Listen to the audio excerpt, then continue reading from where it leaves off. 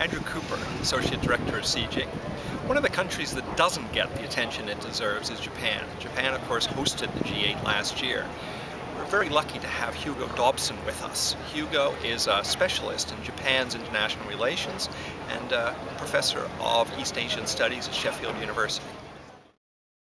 Last year we were in Japan for the Toyota Summit. How can you reflect on that summit as opposed to the Italian hosted summit this year?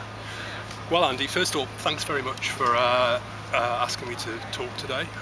Yes, 12 months have passed since we first met back in Toyoko. Similarities and differences. I guess one of the big differences is just the atmosphere of this summit. It seems much more relaxed. I've just come from the Japanese press briefing, which was very much organised on an ad hoc basis on the hoof, and in fact we held it just over there on the garden furniture in a very relaxed form, and managed to negotiate the time of the next press briefing later on this evening. So things seem a lot more relaxed here in Italy this year compared to Japan, where things very much went to clockwork, and the Japanese are very keen that things should do so in that manner. Similarities? Well, I guess speaking about Japan specifically, Japan's representation at the summit, we can see that there does seem to be quite a stark similarity in the fact that Japan is coming into a summit with rather weak leadership. Last year with Prime Minister Fukuda, although acting as host, obviously wanted to pull off a successful summit and did so to a large degree, but didn't stay in power very long after the summit. This year, without the onus of having to host a successful summit, Prime Minister Aso is going into this summit, arriving in this summit, with probably a weaker position than Fukuda, and really the clock is ticking as to how long he's going to remain in power. 20 years ago, we got used to a sort of coherent, very much bureaucratic-driven Japanese style of leadership. What has changed about Japan in that regard for this revolving door of leadership? Well, over 20 years, I mean, if we take it back even further and say, look at the whole 35 years of summitry that we've had since 1975, I think what you can see is certain patches of consistency in certain periods. For example, the 1980s, Prime Minister Nakasone attended 5 summits from 1983 to 1987, built up a certain consistency in leadership and personality that he brought to the summit, especially with his personal friendships with Thatcher, Reagan and other like-minded leaders. Fast forward again to Koizumi's period in office, 2001 to 2006.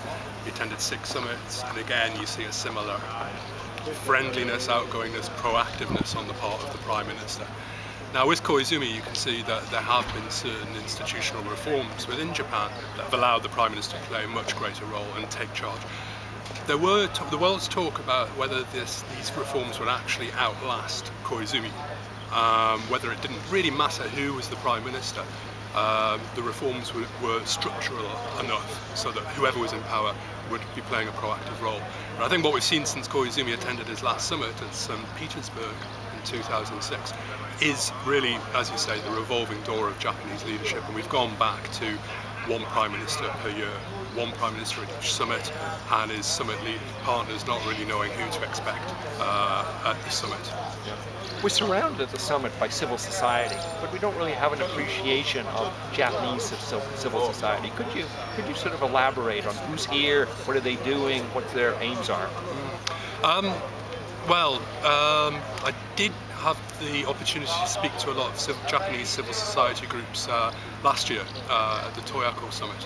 Ahead of the summit, I attended also the Alternative Summit, and there did seem to be a head of steam building up. Admittedly, they were still maybe concerned with very, dare I say, parochial issues. Issues often to do with Japanese society, Japanese ethnic minorities, say, especially because the summit was being held in Hokkaido with its indigenous population, the Ainu there. So the focus didn't necessarily seem to be about a sort of global civil society. This year I've seen probably less Japanese civil society participation. Oxfam, there has been representation, but that's pretty much all I've seen of Japanese civil society so far. It might be that I'm just missing it.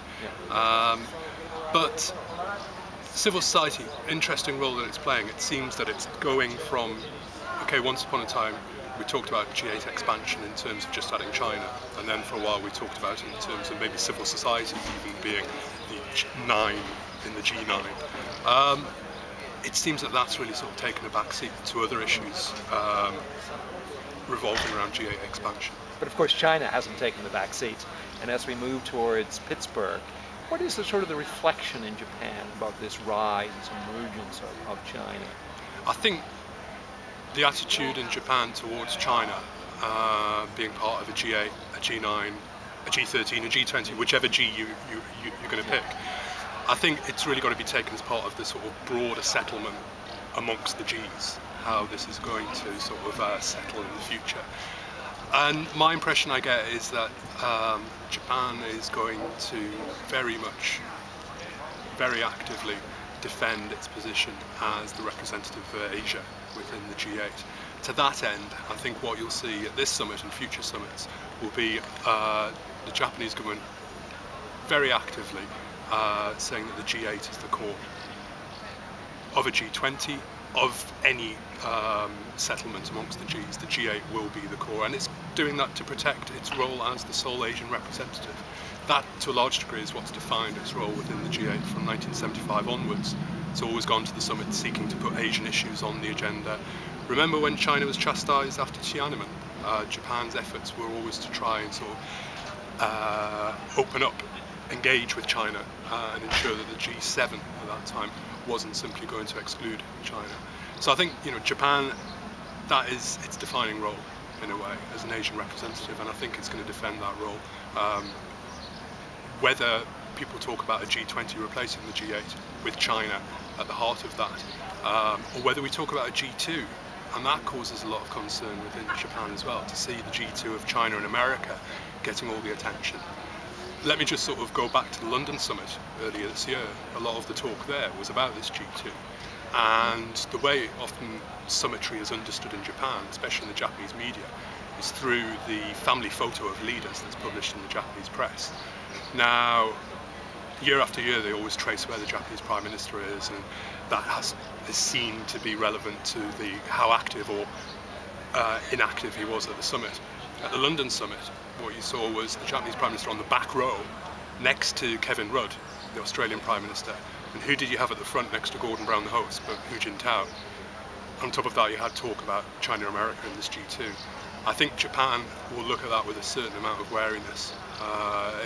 Remember, we always talk about the Japan-American Security Treaty and the bilateral relationship as being the most important in the world, bar none, as Mike Mansfield, the former ambassador to Japan, once said. I think Japan, what we will see, will be a concerted effort to reinforce that relationship with the US in face of any talk of China and America cozying up to each other as part of a G2.